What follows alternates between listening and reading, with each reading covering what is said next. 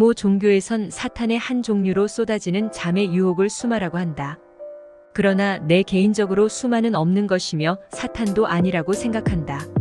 사람은 졸리면 자야 하는 것이 자연스런 현상이고 그 잠에 낮에 자던 아침에 자던 상관이 없는 것이다. 그대 아무런 죄책감 갖지 말고 어째든지 졸릴 때 자라. 그것이 자연 생체 리듬의 순리에 따르는 길이니. 종교다원주의란 게 있다. 나는 그것을 좋게 생각한다.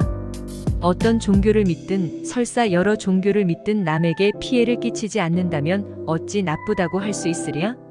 오히려 종교를 가진 사람이 더 강팍하고 비인간적인 경우를 많이 보게 된다. 종교를 믿으려면 제대로 믿고 실천해야 한다. 나와 제키차는 종교다원주의자에 속한다. 다만 제키차는 기독교의 바탕을 둔 다원주의요. 나는 불교의 바탕을 둔 다원주의라는 차이점이 있을 뿐이다. 과거에 제키찬을 따라 정말 많은 종교에 가봤었다. 어떤 종교는 괜찮았지만 어떤 종교는 사람들이 왜 사이비라는 말을 하는지 알 정도로 노골적으로 이상했다. 그런 종교는 걸음 날 살려라는 심정으로 도망을 쳤다. 나에게 맞지 않는 종교는 안 가면 그만인 것이다. 사람을 만나거나 거래를 할 때 돈에 대한 의도를 최대한 숨겨라. 가급적 돈 얘기를 먼저 꺼내지 않는 것이 좋다. 상대방에 대해 인간적으로 베풀다 보면 자연스럽게 상대방의 마음을 얻을 것이요. 돈은 자동적으로 이후에 따라오게 돼 있는 것이다.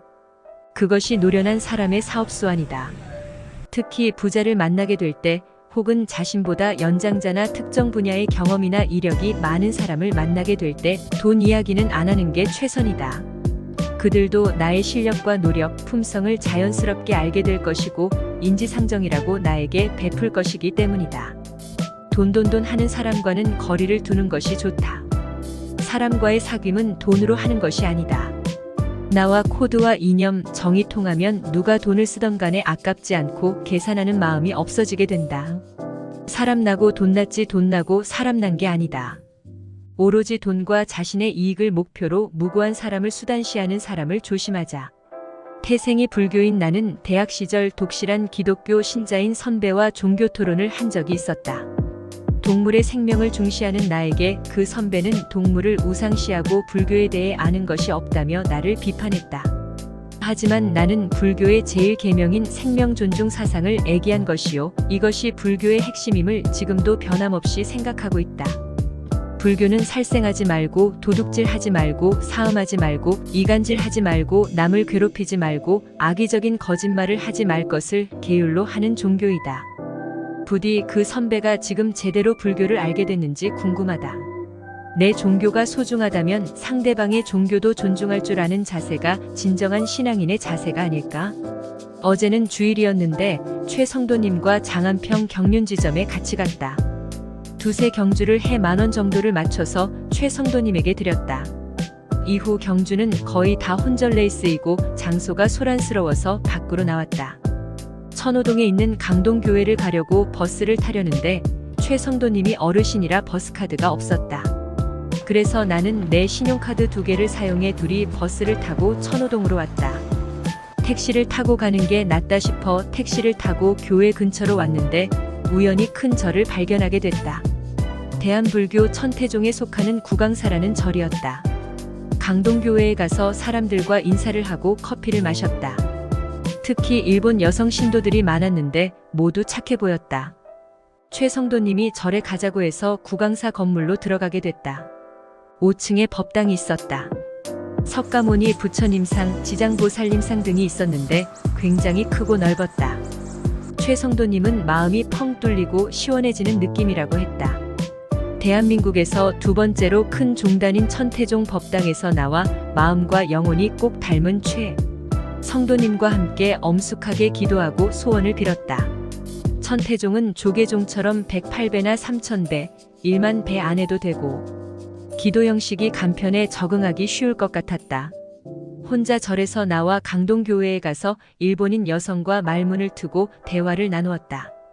간노 사치요라는 여성이었는데 희한하게도 우리 동네에 살았다. 서로 전화번호를 주고받았다. 최성도님과 집에 와서 예상지를 분석하며 경륜 경주를 스마트폰으로 보았다. 1, 2천원 정도로 소액 베팅을 했으나 적중에 실패했다. 문득 15년 전쯤 경륜장에서 친하게 지내던 권영이 떠올라 전화를 걸었다. 권영도 경륜 베팅을 하고 있었다. 그는 자신만의 이론으로 장황하게 경기 분석을 설명했다. 나는 잘 이해는 가지 않았으나 그가 소주 3병을 마신 상태였고 경륜이라는 공통 관심사를 가진 사람인지라 참고 들어주었다. 권영은 IQ가 비상해 공인중개사 시험도 단번에 붙은 똑똑한 사람이다. 종교적으로 윤회를 믿고 비슷한 연배라 경륜장 다닐 때 술도 같이 마시고 친하게 지냈던 생각이 난다. 우려되는 점은 술을 너무 좋아하고 베팅도 세게 하는 편이라 걱정이 됐다. 저녁 6시 40분쯤 시작하는 대망의 2023 그랑프리 경륜 결승전을 놓고 권영과 이야기를 했다. 아무리 내가 생각하고 분석을 해봐도 6번 임채빈의 2번 정종진 단방이었다. 복승 배당이 1.3배 나왔고 6번 임채빈 머리에 2번 정종진 후착을 놓더라도 전배당이었다. 내가 생각해낸 착권은 정종진이 1착을 하는 2-6 쌍승 뒤집기였는데 배당이 8배 가까이 됐다. 이 착권이 일리는 있다. 2022년 그랑프리처럼 정종진이 임채빈을 마크의 결승선에서 잡으면 충분히 나올 수 있는 그림이었다. 권영은 6-2 놓고 3복승이나 3쌍승에서 배당을 노렸다. 드디어 경주가 시작됐고 이번 정종진이 6번 임채빈 후미를 마크해 나갔다. 그런데 한 바퀴를 남기고 정종진이 맨 앞으로 나오더니 선행 승부수를 띄우는 것이었다. 하지만 이것은 섣부른 오판이었다. 정종진이 선행하는 것을 침착히 지켜보던 임채빈은 뒤 선수에게 신호를 보내더니 거뜬히 정종진을 추입하며 결승선을 1위로 통과했고 뒤 선수인 1번 정혜민까지 2위로 불러들였다. 정종진은 3위에 머물며 후착 이변이 발생했고 쌍승 12.6배, 3쌍승 29.8배가 나왔다.